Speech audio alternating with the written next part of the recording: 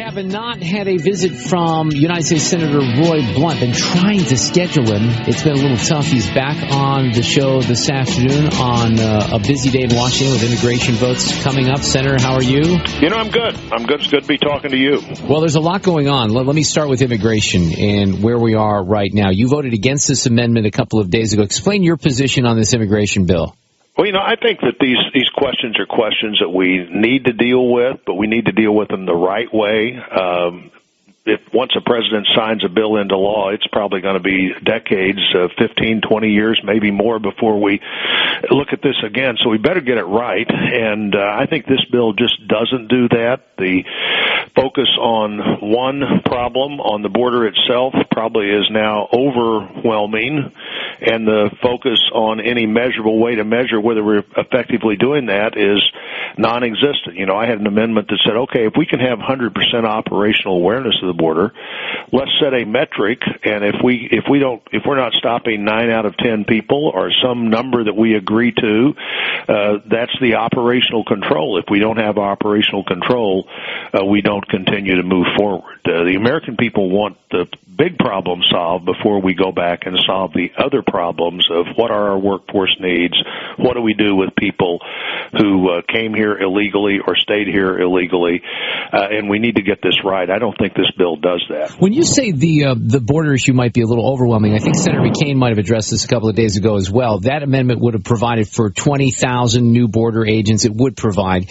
and require the completion of 700 miles of fencing and all kinds of high-tech devices. You're saying maybe it even goes too far, because I think Senator McCain's analogy was it's like I don't know if he used the Great Wall of China or the Berlin Wall as his example, but that was his comparison.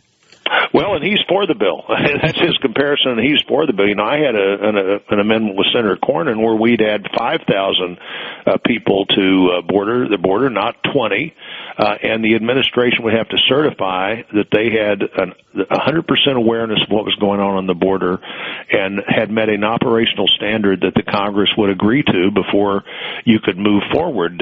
Many of the bill's supporters at that moment said, this is a poison pill, too many Border Patrol agents, too much money to spend. I think the real problem is nobody's willing to certify that the border's under control before we deal with the other problem of what do we do with people that are here now, and what do we do to be sure we don't encourage other people to come later. The underlying bill, the estimate that the Congressional Budget Office had on the underlying bill was that the bill from the Gang of Eight, that there'd be 10 million people that would come here over the next decade without the bill, and there'd be 7.5 million that would come here with the bill. 25% is not good enough to solve a problem that needs to be solved at the 100% level. What about, I want you to explain a little bit about the process here, because you have a lot of experience on the House side, and it seems, I don't know exactly what's going to happen, it seems like this is going to, with or without your vote, pass the Senate. But, Congressman Boehner, the Speaker, has said that he will not take up the Senate version. I've heard Congressman Ryan talking about how they're going to go at their own version of the bill. Is that a good idea from your perspective, and how do these things come together in the end? Well, I've actually always thought that the best way to solve these problems was to solve them one at a time, to get the border secured first and then figure out the best strategy to meet our workforce needs, and then what do you do about people who are here and not here legally. But splitting them up is I believe, the right way to do this, and the House, in all likelihood, if they can pass anything, can pass a border security bill.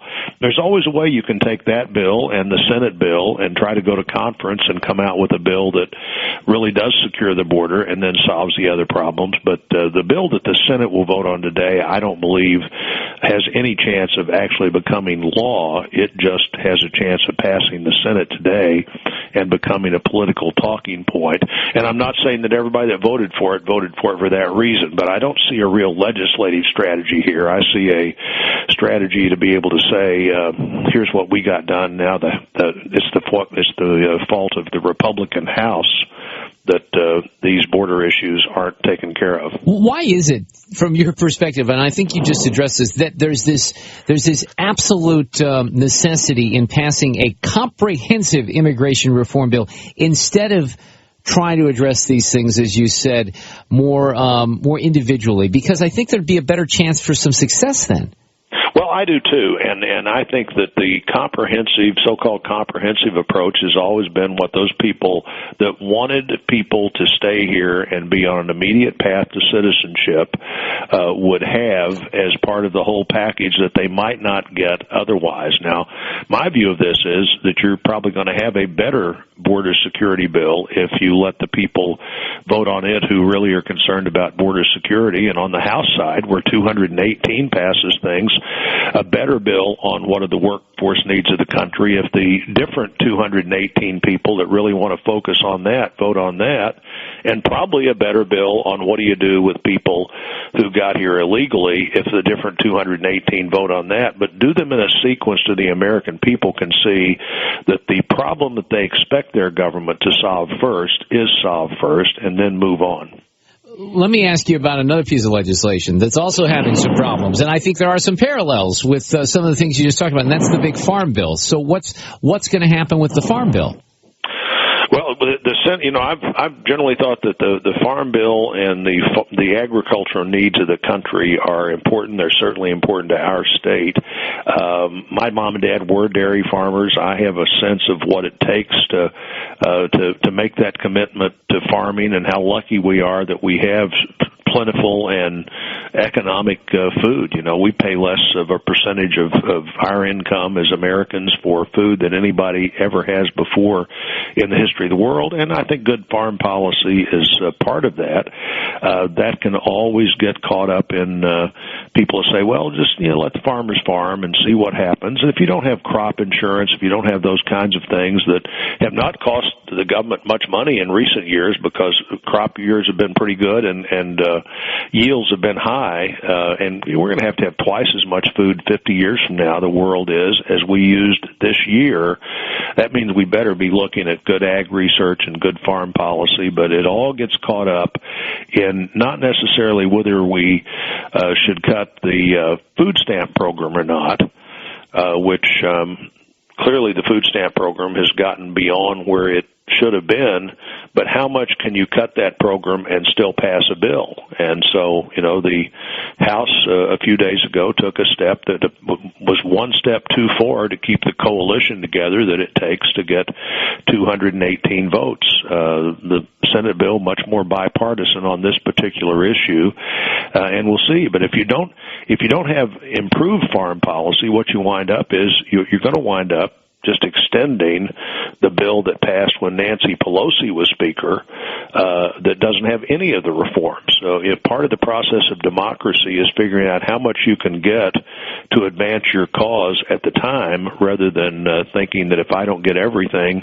I just as soon have the bad policies that are in place now. But how do you come to terms with the dollar figures here? The 2008 Farm Bill was $604 billion. The Senate version is $955 billion. The House version is $940. So there's a few numbers difference, but when we're talking about this much money, we're still talking about $1 trillion farm bill that's stuffed with a lot of corporate and agribusiness pork. Are you okay with that? Well, most of the farm bill is now the nutrition programs. 80% of it is nutrition programs, and actually I think the farm programs themselves are reduced by about $40 billion. The parts that you and I would consider the farm bill, looking at what we used to call the farm bill, that's $40 billion less than it was, and then about 17 of that goes into the nutrition programs, food stamps, women, infants, and children, school lunch program, other programs. So you save about $23 billion over the course of 10 years, but the farm programs themselves are cut by more than that.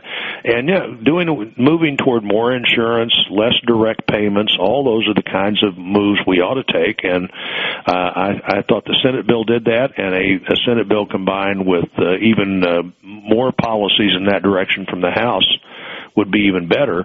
But you can't get that done if the House doesn't pass a bill, and if you don't pass a bill, you extend the current farm policies that aren't perfect and could be better. Senator Roy Blunt, one more question here, because I haven't had a chance to speak with you. We've been trying to hook up here for the last couple of weeks, but where are you on the NSA situation right now?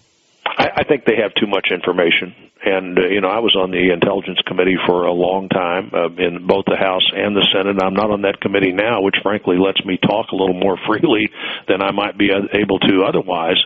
And I think that the government has extended itself to where they think, well, we just better have everything we might ever possibly need. And all of these records are, I don't believe, beneficial.